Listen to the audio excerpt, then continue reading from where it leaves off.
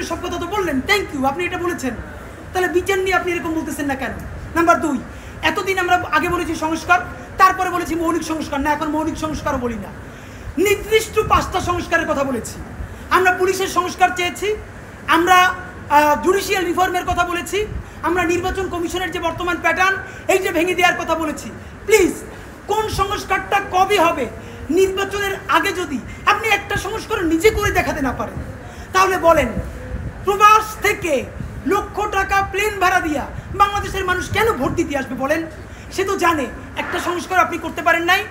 এই যে ভোট দিয়ে যাবে, যারা ক্ষমতায় যাবে তারা ঠিকই আগর কাটামতে সব 91 যেরকম তারা চুক্তিভঙ্গ করেছে, চুক্তিভঙ্গ করে আবার ফ্যাসিবাদ কায়েম করবে।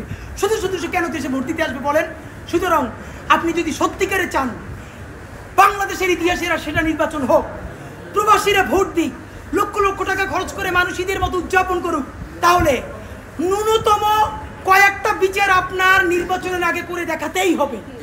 এই ইন্টারিমের সকল উপদেষ্টাকে বিদায় দিয়ে নতুন ফ্রেশ তত্ত্বাবধায়ক সরকার গঠন করতে হবে এবং অতি দ্রুত আপনাকে রেভলিউশনারি কিছু কাজ করে দেখাতে হবে, যাতে মানুষ বিশ্বাস করে রাজনৈতিক দলগুলো আসলেও তারা কোনো ধরনের গাদ্দারি করতে পারবে না।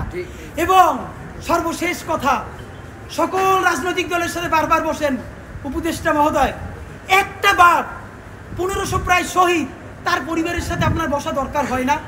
এই যে এত সংস্কার করলেন, আমাদেরকে কেন তারা ফোন করে জিজ্ঞেস করে যে এগুলো সবকে তারা না কইরেই চলে যাবে?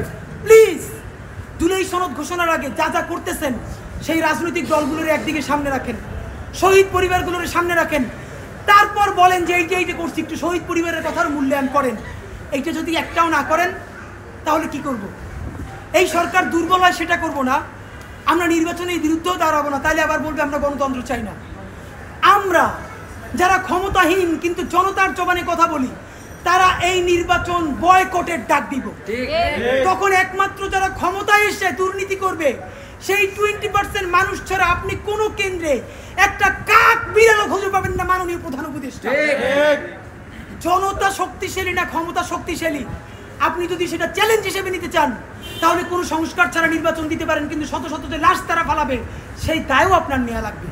মাননীয় প্রধান উপদেষ্টা, আপনারে আমরা ভালোবাসি জুলাইয়ের জন্য, আপনি প্লিজ তাদের বন্দুক আপনার কাঁধে নিয়ে আপনি বিদায় নিন না, আপনি জুলাইয়ের বন্দুকটা হাতে নেন। রাজনৈতিক দল আর্মিরে ডাইকে বলেন যদি আমার হেল্প করেন, নইলে যা যা করছেন সব বইলে আমি বিদেশ চলে যাব। যেই বাংলাদেশ জুলাই অর্জন করছে সেই জুলাই আবার তাদের বিরুদ্ধে রক্ত দিয়া ইনশাল্লাহ ইনসাফের বাংলাদেশ করবে। এই 6 মাসের মধ্যে আপনি একটা আপার হ্যান্ড নেবেন, সেই আপার হ্যান্ডের চূড়ান্ত কাজ আগামী 1 সপ্তাহের মধ্যে আপনি ইন্টারিম ভেঙে দেন। এই ইন্টারিমের অনেক উপদেষ্টা এখন সামনে কেউ বিএনপির, কেউ জামাতের, কেউ এনসিপির মুখপাত্র হইয়া তাদের দলীয় এজেন্ডাগুলো আপনার সামনে রেখে বাস্তবায়ন করবে, এটা আপনি হইতে দিয়েন না। আপনি অতি জলদি যেই নির্বাচনটা উপহার দিতে চান তার জন্য ইন্টারিম ভেঙে দেন এবং অতি দ্রুত তত্ত্বাবধায়ক সরকার ঘোষণা করেন। এই ইন্টারিম ভেঙে দিয়া আপনি প্রধান হইয়া আপনি তত্ত্বাবধায়ক সরকার ঘোষণা করেন। আগামী 6 মাস মাননীয় প্রধান উপদেষ্টা, এটা অনেক অনেক বেশি ইনাফ, মোর দ্যান ইনাফ এই দেশে পাল্টাই দেওয়ার জন্য। আপনি কিছু বিপ্লবী সিদ্ধান্ত নেন, সেই বিপ্লবী সিদ্ধান্তের মধ্যে আপনি 1 নম্বরে বলেন যে এই যদি ক্ষমতায় আসবে ওয়াদা করতে হবে 72-এর সংবিধানকে বাতিল করতে হবে। যেই 72-এর সংবিধানের মধ্য দিয়ে বাকশাল হয়েছে, বিচারিক হত্যাকাণ্ড হয়েছে, সেই সংবিধানকে নতুন সংসদে বাতিল করে জুলাইয়ের ঘোষণাপত্রের আলোকে এবং জুলাইয়ের সনদের আলোকে নতুন সংবিধান রচনা করতে হবে। নাম্বার 2, প্রতিনিধিত্বশীল স্বাধীন পুলিশ কমিশন গঠন করতে হবে।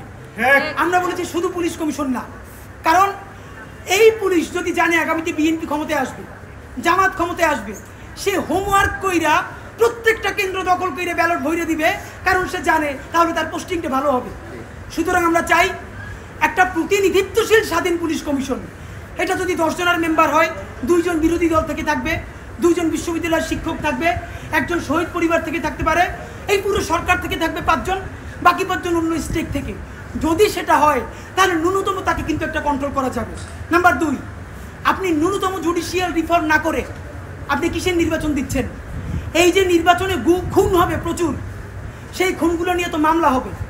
আমরা এই যে আসিফ মাহমুদ বনাম ইশরাক হোসেনের যে ক্যাচাল, সেই ক্যাচালে দেখলাম আদালত পর্যন্ত স্বীকার করতেছে যে এই ব্যাপারে রায় দেওয়ার উপরে তার উপরে চাপ ছিল। কোনো রাজনৈতিক দল ক্ষমতায় নাই, সেই অবস্থায়ও যদি আদালত বলে যে এই রায় দেওয়া তার উপরে চাপ ছিল, যখন রাজনৈতিক দল থাকবে তখন তো চাপ লাগবে না, তখন আইন মন্ত্রণালয় দিয়ে লেখে পাঠাবে, সে শুধু সাইন করে দিবে। সুতরাং আপনি জুডিশিয়াল রিফর্ম কি করলেন সেইটাকে আপনাকে স্পেসিফিকলি বলতে হবে। জনপ্রশাসন সংস্কার সব কিছুতে একমাত্র বিসিএস প্রশাসন ছড়ি ঘুরাবে তা হইতে পারে না।